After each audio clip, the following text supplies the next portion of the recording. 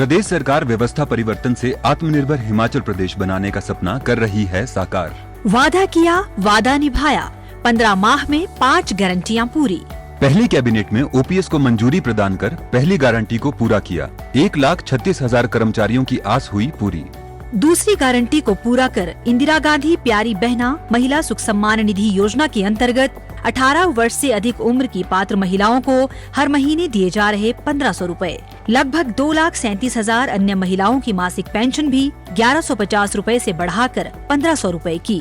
680 करोड़ रुपए की राजीव गांधी स्टार्टअप योजना की शुरुआत कर तीसरी गारंटी के अंतर्गत ई टैक्सी खरीदने और निजी भूमि पर सोलर पैनल लगाने के लिए 50% अनुदान। राजीव गांधी स्टार्टअप योजना के तीसरे चरण में किसानों को प्राकृतिक खेती से जोड़ा जाएगा।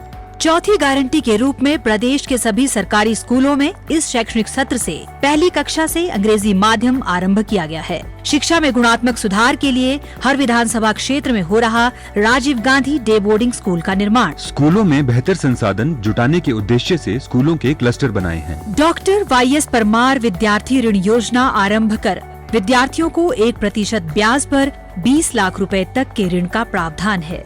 पांचवी गारंटी के रूप में गाय का दूध 45 रुपए और भैंस का दूध 55 रुपए प्रति लीटर की दर से खरीदा जा रहा है। दूध खरीद पर न्यूनतम समर्थन मूल्य देने वाला हिमाचल देश का पहला राज्य बना। किसानों के लिए देश में पहली बार प्राकृतिक खेती से उत्पन्न गेहूं और मक्की की खरीद को प्रोत्साहन दिया जा रहा है। गेहूं के लिए 40 रुपए और मक्की के लिए 30 रुपए प्रति किलोग्राम न्यूनतम समर्थन मूल्य निर्धारित किया गया।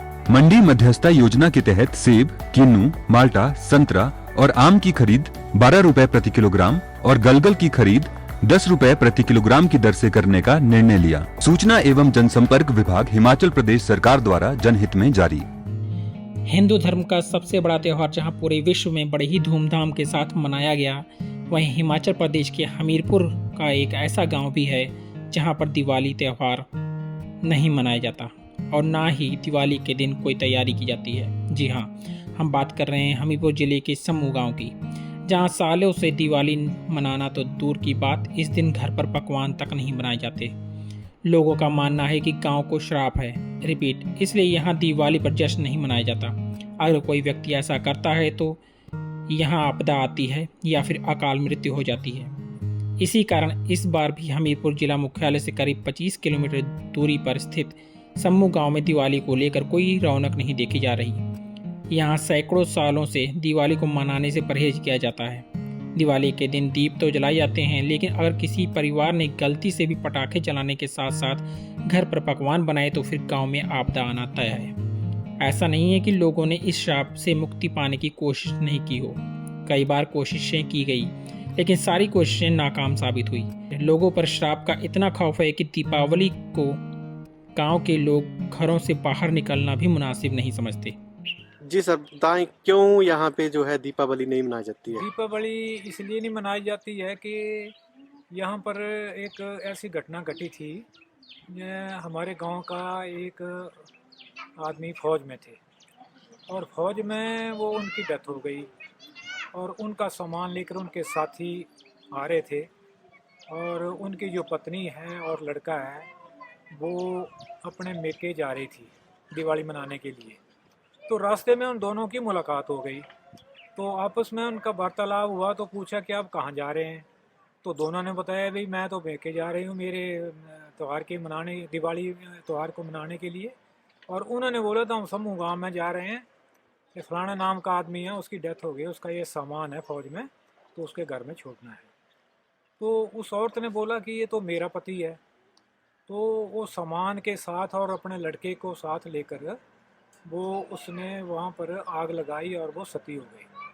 और वो मरते मरते वो बताते हैं कि श्राप दे गई है कि अगर 7 पीढ़ी तक अगर कोई त्यौहार को मनाएगा, दिवाली त्यौहार को मनाएगा, तो उनके अंदर कोई या तो बीमारी फैल जाएगी या कोई आग जाने की घटना हो सकती है। जिसका प्रमाण एक और है, हमारे गांव के लोगों ने कुछ समय पहले दिवाली मनाई 2-3 परिवारों ने, और उनके परिवार में बीमारी आ गई, कुछ मौत भी हो गई और वो उनको गांव छोड़ के जाना पड़ा।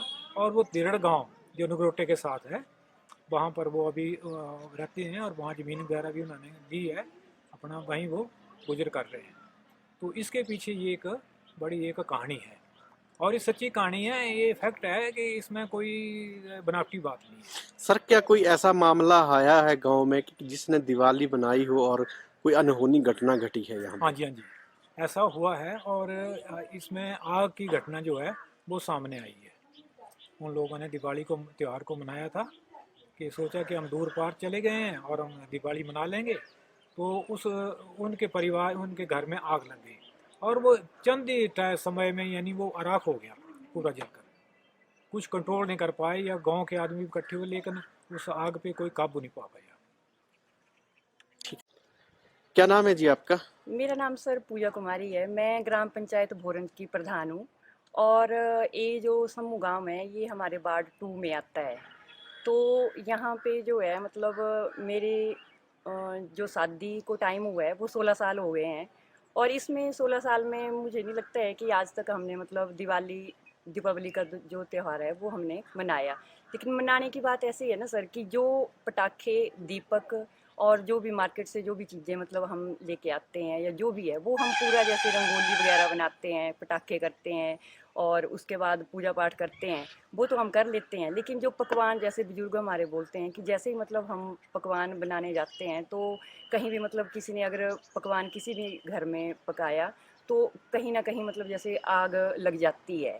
तो ये जो इफ़ेक्ट है मतलब इसका, तो मेरे सामने भी जैसे मतलब 16 साल में यहाँ पे 2-3 साल पहले किसी मतलब दूसरी जगह पे वो गए हैं, तो उन्होंने कहा कि मतलब चलो मतलब एक्सपीरियंस ही कर लेते हैं कि जैसे मतलब बोलते हैं बुजुर्ग तो क्या ये सही बात है कि नहीं है।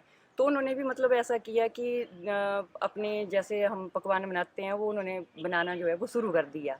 लेकिन जैसे ही उन्होंने पकवान बनाया तो उनके जैसे मतलब हम गौशाला बोलते हैं, वहाँ पे मतलब एकदम अचानक जो थी वहाँ पे आग लग गई, और जो उनका जो गौशाला थी वो एकदम मतलब उसके ऊपर जो है वो कंट्रोल नहीं कर पाए। गांव वाले जो थे वो काफ़ी इकट्ठे भी हुए, वहाँ पे पानी पुनी वगैरह देके गए, लेकिन उस आग के ऊपर काबू नहीं पा सके और उनका जो था वो काफ़ी मतलब वहाँ पे जो है वो नुकसान हुआ।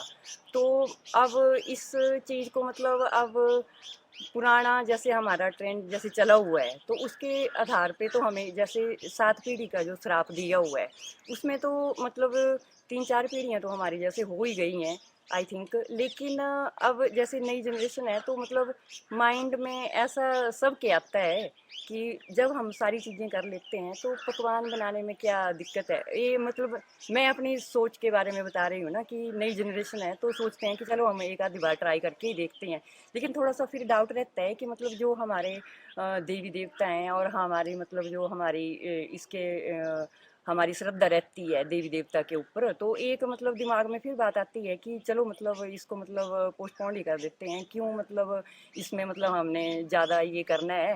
तो फिर हम भी उस मतलब जो हमारे बुजुर्ग हैं जो हमें बताया गया है हम भी उसी चीज़ के ऊपर चले हुए हैं। बाकी तो हम मतलब सारी पूजा पाठ अपना दीपावली के ऊपर सारा सब कुछ कर लेते हैं, लेकिन एक जो कड़ी है जो मतलब हम पकवान नहीं बनाते हैं, बाकी हम सब कुछ कर लेते हैं सर। ये चीज़ है यहाँ पे।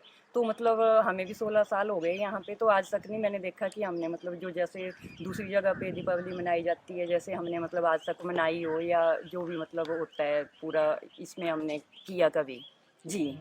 बता दें कि दीपावली के ही दिन गांव की एक महिला अपने पति के साथ सती हो गई थी। महिला दीपावली मनाने के लिए मायके जाने को निकली थी। उसका पति राजा के दरबार में सैनिक था, लेकिन जैसे ही महिला गांव से कुछ दूर पहुंची तो उसे पता चला कि उसके पति की मौत हो गई है। पति के शव को ग्रामीण ला रहे थे, महिला गर्भवती थी। कहते हैं कि महिला से यह सदमा बर्दाश्त नहीं हुआ और वह अपने पति के साथ ही सती हो गई। साथ ही जाते जाते उस सारे गांव को यह श्राप देकर चली गई कि इस गांव के लोग कभी दीपावली का त्यौहार नहीं मना पाएंगे। उस दिन से लेकर आज तक इस गांव में दिवाली नहीं मनाई गई है।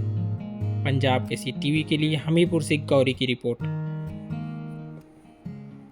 हमसे जुड़े रहने के लिए हमारे YouTube चैनल को सब्सक्राइब करें और नई वीडियो की नोटिफिकेशन के लिए बेल आइकॉन को दबाएं। अगर आप ये वीडियो Facebook पर देख रहे हैं तो लाइक जरूर करें और ज्यादा से ज्यादा शेयर करें। इसी तरह के और भी अपडेट्स के लिए फॉलो करें हमारा Instagram पेज himachal.ke।